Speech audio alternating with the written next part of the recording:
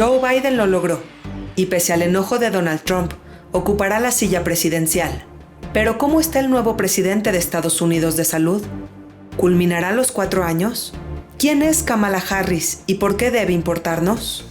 ¿Qué le depara a México con este cambio de gobierno en los Estados Unidos? Estas y otras preguntas responde en entrevista para Enlace Judío el especialista Luis Maisel. Hola Luis, ¿cómo estás? Qué gusto me da saludarte. Igualmente, Nadia, qué gusto verte. Luis, hemos tenido días muy ajetreados en cuestión informativa, así que iniciamos por el principio. ¿Ya podemos considerar oficialmente a Joe Biden presidente de los Estados Unidos? El uso de la palabra oficialmente no lo puedes usar todavía. Es presidente electo, pero todavía falta mucha historia por contar. Hay 4 estados donde la diferencia de votos es muy pequeña y el grupo del presidente Trump está pidiendo un recuento. Inclusive hoy uno de los directores del voto en Georgia dijo definitivamente va a haber diferencias, aunque no creo que alcance 10,500, que es el número que hay de diferencia. Pero no hemos escrito el último capítulo de esta historia y de aquí tienen hasta el 6 de diciembre para llegar a una decisión final. ¿Qué opinas de la reacción de Donald Trump? ¿Es probable que no haya habido un proceso limpio o esta acusación es solo el enojo de un hombre que no sabe perder? Mira, te aseguro que van a encontrar diferencias. ¿De qué tamaño son? No sé. Si le hicieron trampa directamente, tampoco sé. Pero cuando es tan apretado el resultado, si recuerdas cuando fue Gore contra Bush, ahí no se acusaron tanto de trampas, sino de mal uso de los famosos pedacitos del papel de voto.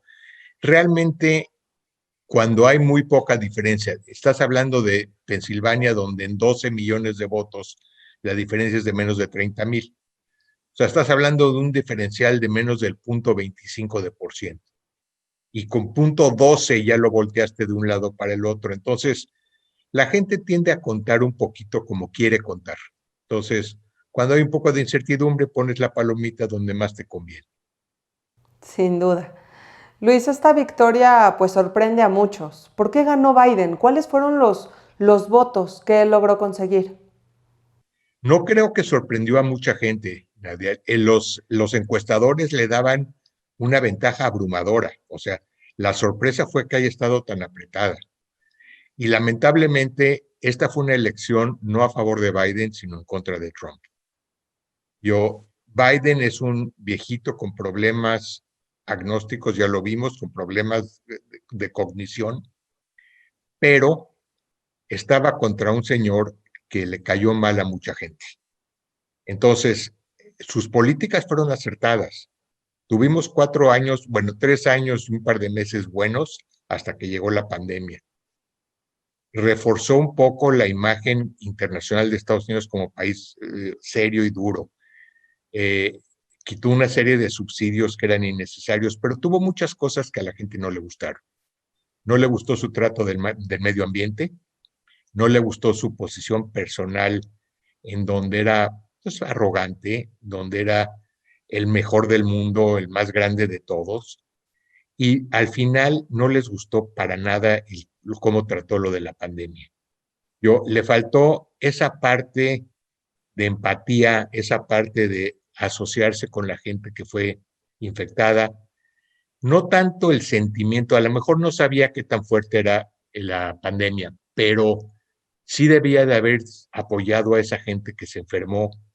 Cuando él se enfermó, regresar y no ponerse la máscara, el atacar a los doctores a los que había lavado, todo eso hizo que mucha gente se molestara.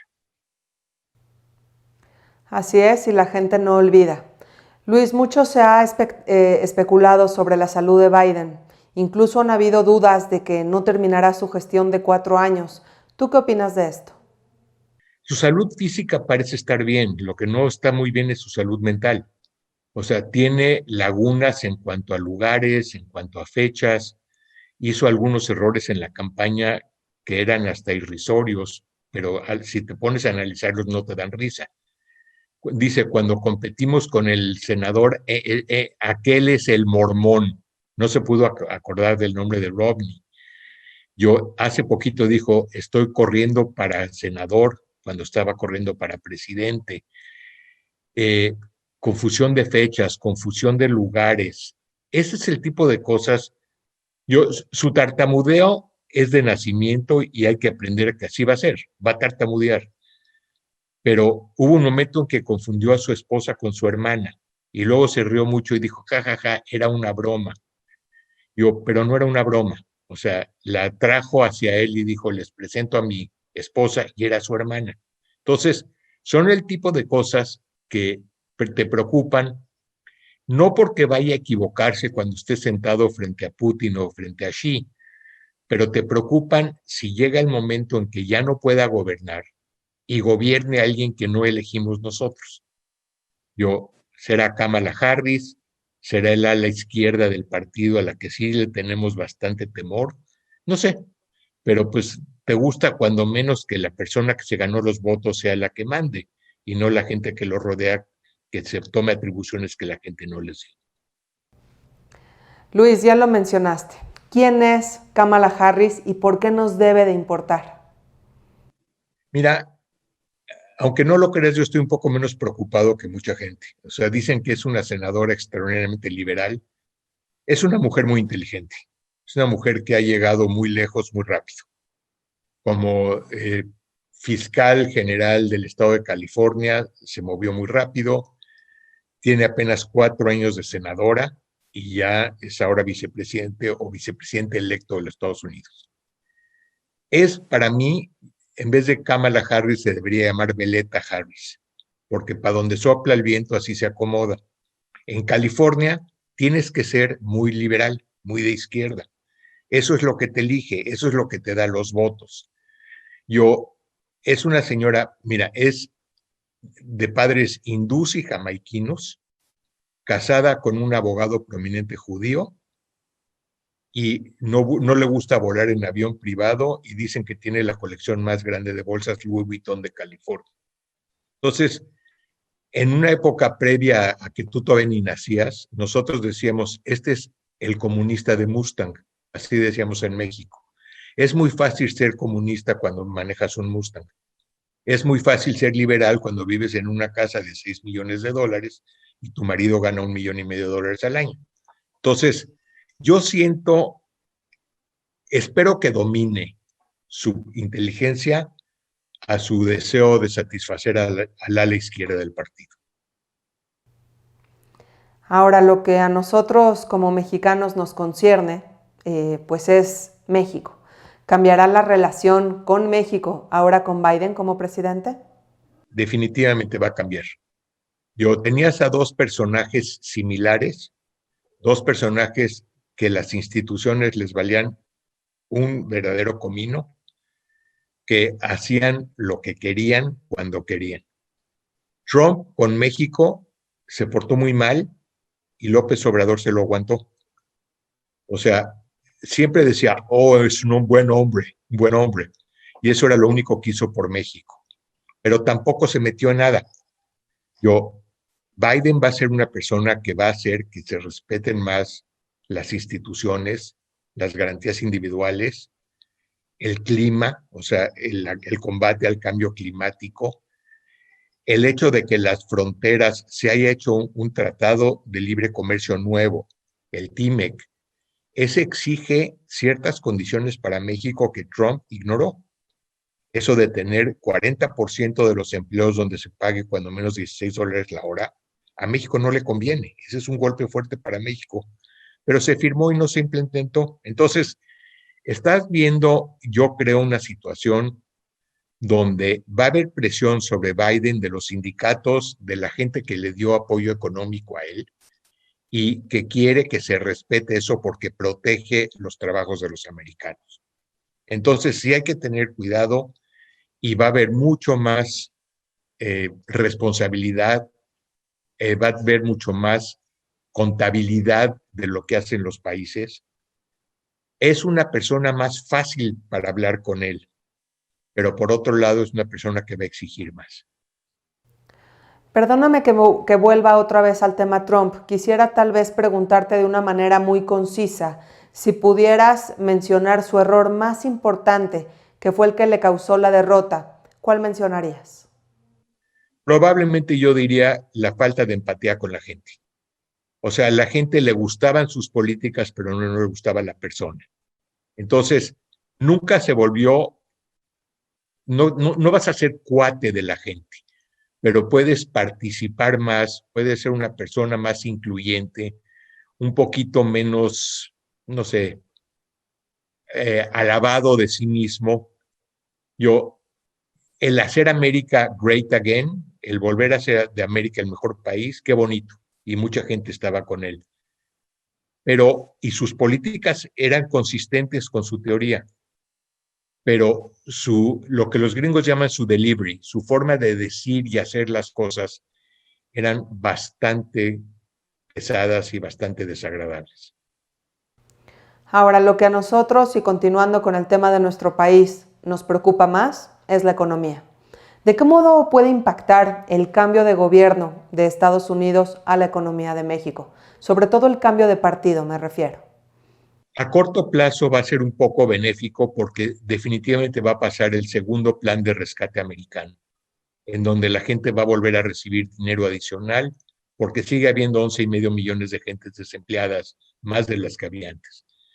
Las remesas a México crecieron enormemente, increíblemente. O sea, cuando empezó la pandemia estaban en 178 billones de dólares, ahorita están en 194. O sea, eso ha sido favorable para México.